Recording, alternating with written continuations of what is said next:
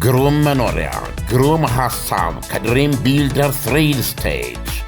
እነሆ በ10 በመቶ ቅድመ ክፍያና በ50 በመቶ የባንክ ብድር ለጠራ ለኮራ መኖሪያ ቤት የሚበቁበት አሰራር ዘርግተናል። ድሪም ቢልደርስ ሪል ስቴት ቤቶቹ ከ1 እስከ 3 ባለመኝታ ቤቶች ሲሆኑ ከ7 በመቶ እስከ 30 በመቶ ቅናሽ ተደርጎላቸዋል።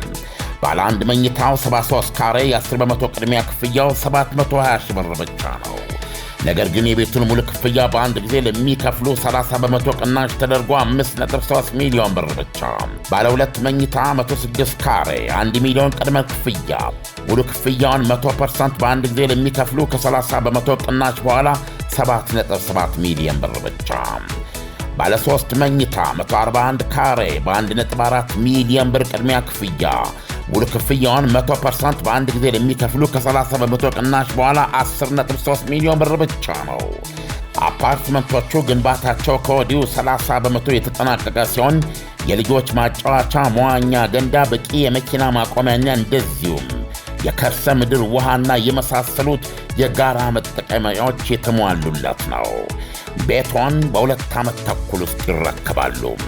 ማንኛውንም አስፈላጊ መረጃዎች አግኝተው ለመወሰን የሚያበቃ መረዳት እንዲኖረው በስክሪኑ ላይ በሚታየው ስልክ ቁጥር አሁኑን ይደውሉ። ድሪም ቢልደርስ ሪል ስቴት።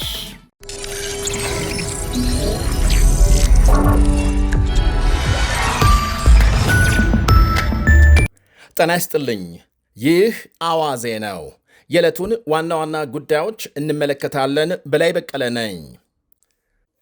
አሜሪካና ኢራን ውጊያ መቅጠማቸው ሲነገር በኩዌት ዓለም አቀፍ አውሮፕላን ጣቢያ በተፈጸመ የድሮን ጥቃት በጥቂቱ 2 ሰዎች ተገድለው ከ70 በላይ መቁሰላቸው ተመልክቷል።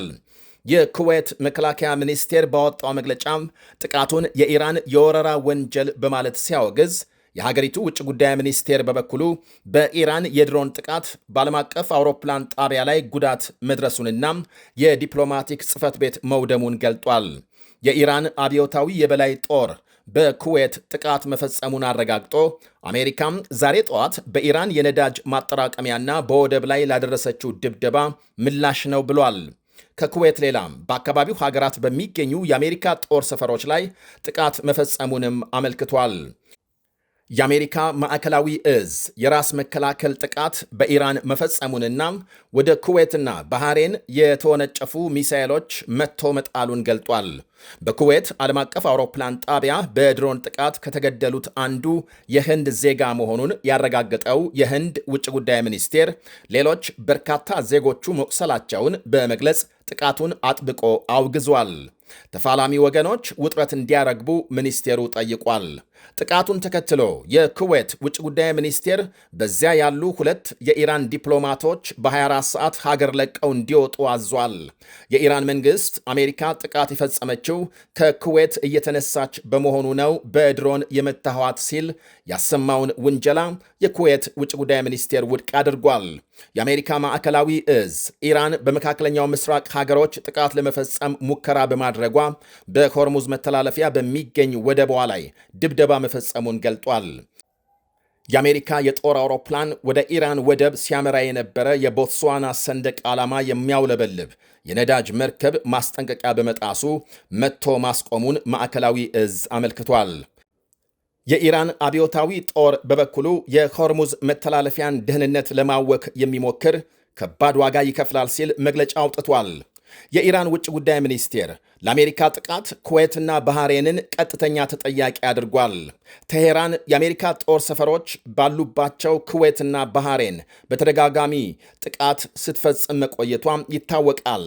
የአሁኑ አዲስ ግጭት በኢራንና አሜሪካ መካከል የ60 ቀናት የተኩስ አቁም ማራዘሚያ ስምምነት ለመድረስ ከጫፍ ደርሰዋል በሚባልበት ጊዜ የተፈጸመ ነው ተብሏል። በኩዌት ዓለም አቀፍ አውሮፕላን ጣቢያ በተፈጸመው የድሮን ጥቃት የመንገደኞች ማስተናገጃ ክፉኛ መጎዳቱ ሲነገር በረራዎች መቋረጣቸው ታውቋል። የእስራኤል ጠቅላይ ሚኒስትር ቤንያሚን ኔታንያሁ ከአሜሪካው መሪ ጋር ከባድ ውይይት ማካሄዳቸውን ገለጹ። ኔታንያሁ ከአንድ የአሜሪካ ቴሌቪዥን ጣቢያ ጋር ባካሄዱት ቃለ ምልልስ ምንም እንኳን በኃይለ ቃል የተሞላ የስልክ ውይይት ቢያደርጉም በመጨረሻ ግን ተማምነው በመግባባት መለያየታቸውን ገልጸዋል። በእስራኤልና ሊባኖስ መካከል ሰላም ለማምጣት ሄዝቦላህን ትጥቅ በማስፈታት ረገድ ሁለታችንም አንድ አይነት አቋም ስላለን መቼም አንለያይም ብለዋል። ሄዝቦላህን በኢራን የሚዘወር የሊባኖስ ዜጎችን አደጋ ላይ የጣለና በእስራኤል ላይ የሚሳኤል ጥቃት ለመፈጸም ሊባኖስን መጠቀሚያ እያደረገ ነው ሲሉ ከሰዋል። እናም ሊባኖስን ለማዳንና ለእስራኤል ሊባኖስ ሰላም ማምጣት ከፈለግን ሄዝቦላህን ትጥቅ ማስፈታትና ሊባኖስን ከግጭት ነፃ ቀጠና ማድረግ ይገባል ብለዋል ሚኒስትሩ። ይህንን ሐሳባቸውን ደግሞ ፕሬዝዳንት ትራምፕም እንደሚጋሩ ገልጸዋል። ኢራን በኩዌት ላይ ጥቃት መፈጸሟን ተከትለውም ኔታንያሁ ቴሄራን በእሳት እየተጫወተች ነው ብለዋል። እርግጠኛ ነኝ ፕሬዝዳንት ትራምፕ አስፈላጊ ከሆነ ወደ ሙሉ ወታደራዊ እርምጃ እንደሚመለሱ ማስጠንቀቃቸውን ኢራን አሳምራ ታውቃለች።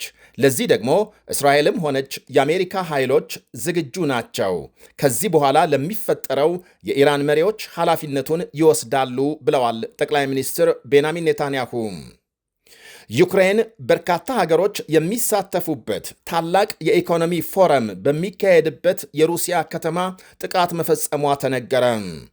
በደማቋም የሩሲያ የወደብ ከተማ ሴንት ፒተርስበርግ ከ153 ሀገራት የተወጣጡ በሺዎች የሚቆጠሩ እንግዶች የሚሳተፉበትና በሩሲያ ፕሬዝዳንት ቭላዲሚር ፑቲን ንግግር የሚከፈተው ታላቅ የኢኮኖሚ ጉባኤ ሲጀመር ወይም ደግሞ ሊጀመር ሰዓታት ሲቀረው በዩክሬን ድሮኖች ከተማው መናወጡን ዘገቦች አመልክተዋል። በጥቂቱ 60 የሚደርሱ ድሮኖች በከተማው የተለያዩ ስፍራዎች መውደቃቸው ሲነገር የሞባይል ኢንተርኔት እክል እንደገጠመውና የከተማው አውሮፕላን ጣቢያ ለጊዜው መዘጋቱ ተመልክቷል። የአካባቢው ጎረቤት ሀገሮች ላትቪያና ኢስቶኒያ የአየር መከላከያ ድምፅ አሰምተው እንደነበር ይነገራል። የዩክሬን ፕሬዝዳንት ቭላዲሚር ዜሌንስኪ የባህር ኃይል ጣቢያና የነዳጅ ማከማቻን ጨምሮ በሩሲያም በርካታ ስፍራዎች ጥቃት ማድረሳቸውን አረጋግጠዋል። ግዙፍ የኢኮኖሚ ፎረም በሚካሄድበት ከተማ ሰማይ ጢስ መታየቱን ዘገቦች አመልክተዋል። ኢንቨስትመንት ለመሳብ ሞስኮ በየጊዜው በምታዘጋጀው በዚህ ግዙፍ በተባለ ጉባኤ ከዩክሬን ጦርነት በፊት በርካታ የሀገር መሪዎች ጭምር ይሳተፉ እንደነበር ይወሳል። በዛሬው ስብሰባም አሜሪካ ለመጀመሪያ ጊዜ በዝቅተኛ ልዑካን ትወከላለች ተብሏል። ታዋቂው የአሜሪካ ፊልም ተዋናይና የፑቲን ደጋፊ ስቲቨን ሲግል እንደሚሳተፍም ተነግሯል። ሩሲያም ከትላንት በስቲያ ሌሊት በዩክሬን ከተሞች በፈጸመችው የድሮንና የሚሳኤል ጥቃት 22 ሰዎች መገደላቸውና ሰፊ መሠረተ ልማቶች መውደማቸው መነገሩ ይታወሳል። በሶማሊያ ዋና ከተማ ሞቃዲሾ ቤተ መንግሥት አቅራቢያም ከፍተኛ ተኩስ መሰማቱ ተነገረ። ማምሻውን የወጡ ዘገቦች ከሶማሊያ ፕሬዝዳንታዊ ቤተ መንግሥት አቅራቢያና በተለያዩ አካባቢዎች ከፍተኛ የተኩስ ድምፅ መሰማቱን አመልክተዋል። ሀገሪቱ ከምርጫ ሂደት ጋር በተያያዘ የፖለቲካ ውጥረት ውስጥ መግባቷም ሲነገር፣ በተለይ የሶማሊያ ፕሬዝዳንት ሐሰን ሼክ ሙሐመድ ስልጣናቸውን ለማራዘም ያደረጉት ሙከራ ከፍተኛ ተቃውሞ እንደገጠመው ተመልክቷል። በሀገሪቱ ሕገ መንግሥት መሠረት የፕሬዝዳንቱ የሥልጣን ዘመን ባለፈው ግንቦት 7 አብቅቷል። ማምሻውን በቤተ መንግሥት አቅራቢያም ከፍተኛ ተኩስ ከተሰማ በኋላ የሀገሪቱ ጸጥታ ኃይል በከተማው መሰማራቱን ዘገቦቹ አመልክተዋል። ፕሬዝዳንቱ በቀድሞው የሀገሪቱ ጠቅላይ ሚኒስትርና በሌሎች ተቃዋሚዎች ላይ ጥቃት እንዲፈጸም አድርገዋል የሚል ክስ ይቀርብባቸዋል። በሞቃዲሾ የተሰማው ተኩስ በማን መካከል ስለመካሄዱና ስለደረሰ ጉዳት እስካሁን ምንም የተባለ የለም። ይህ አዋዜ ነው። ግሩም መኖሪያ፣ ግሩም ሐሳብ ከድሪም ቢልደርስ ሪል ስቴት እነሆ በ10 በመቶ ቅድመ ክፍያና በ50 በመቶ የባንክ ብድር ለጠራ ለኮራ መኖሪያ ቤት የሚበቁበት አሰራር ዘርግተናል።